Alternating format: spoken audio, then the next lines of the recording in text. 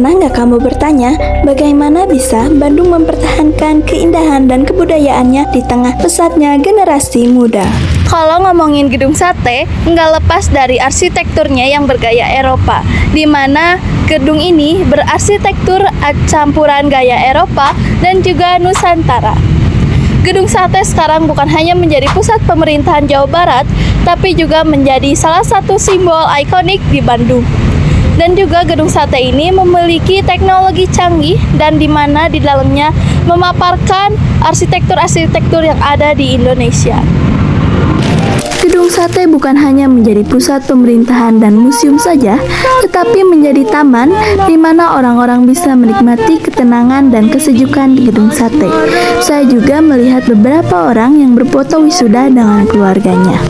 Biaya masuk ke museum gedung sate ini cukup membayar 5.000 saja. Cukup dengan mengisi data dan membayar 5.000, kita sudah diperbolehkan masuk tanpa minimal waktu. Buat teman-teman yang bingung pintu masuknya di mana, di sini ada petunjuk dan juga bisa menanyakan ke satpam sekitar. Karena satpam di sini ramah-ramah banget. Jadi bagi teman-teman yang kebingungan bisa langsung tanyakan saja.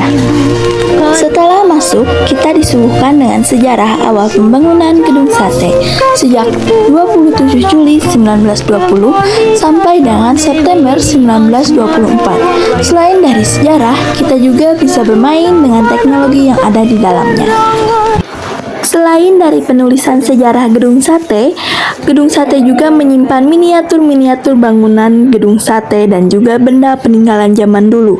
Sedikit saya simpulkan, arti dari gedung sate yaitu tusuk sate di puncak menaranya yang melambangkan biaya pembangunan gedung sate tersebut sebesar 6 juta gulden.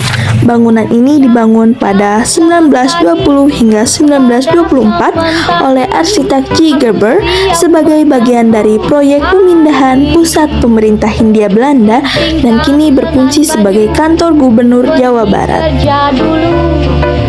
Selain dari miniatur dan benda-benda bersejarah, di sini juga terdapat mini bioskop tanpa pungutan biaya lagi, di mana putaran video memaparkan dokumen-dokumen foto pembangunan, penjelasan sejarah pembangunan, dan juga penghargaan gedung sate. Dan ini dia cuplikannya. Arsitektur timur dan barat yang harmonis. Satu abad menjadi saksi sejarah cerita tentang perjuangan bangsa Indonesia.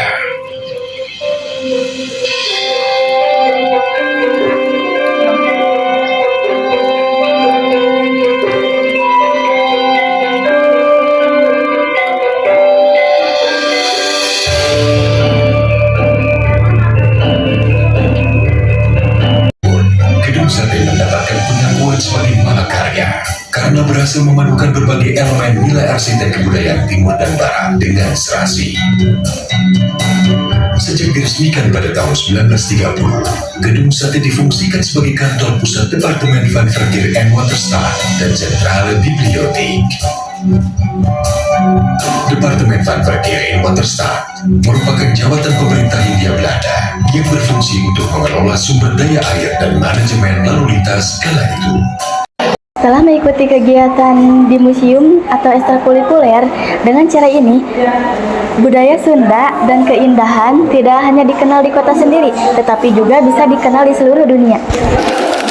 Setelah dari museum, kita menyempatkan diri ke restoran hits yang ada di Bandung.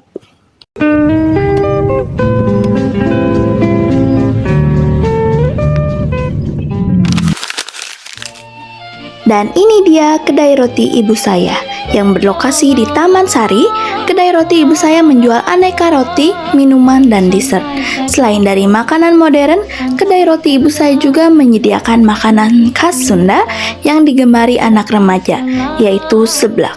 Dengan nuansa tempo dulu, kedai roti ibu saya cukup ramah di kantong anak pelajar.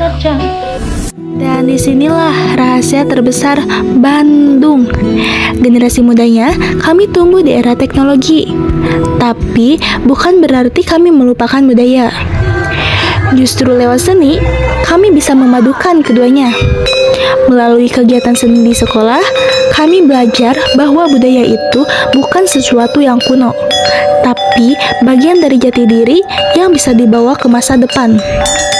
Bandung mengajarkan bahwa tradisi dan teknologi itu bukan dua hal yang harus bertentangan, tapi bisa berjalan beriringan. Anak muda Bandung juga makin kreatif menggunakan teknologi untuk melestarikan budaya, seperti membuat vlog, film pendek, dan konten edukasi di media sosial. Bandung memang selalu punya cara untuk memadukan masa lalu dan masa kini. Dari gedung yang bersejarah, kita akan calakkan waktu hingga semangat anak muda yang kreatif. Semuanya menyatu dalam satu harmoni yang indah. Itulah kenapa alasan kota Bandung bukan cuma kota yang indah, tapi juga kota yang mempertahankan jiwanya di tengah dunia yang terus berubah. Bandung bisa tetap indah dan berbudaya karena adanya kolaborasi antara tempat bersejarah seperti Museum Gedung Sate, kreativitas generasi muda, dan kegiatan ekstrakurikuler sekolah. Teknologi bukanlah penghalang, melainkan jembatan untuk mengenalkan budaya kita ke masa depan. Jadi cintai budaya lokal kita ya. Jangan lupa like, share, dan subscribe agar semua semakin tahu tentang keindahan Bandung dan kekayaan budayanya.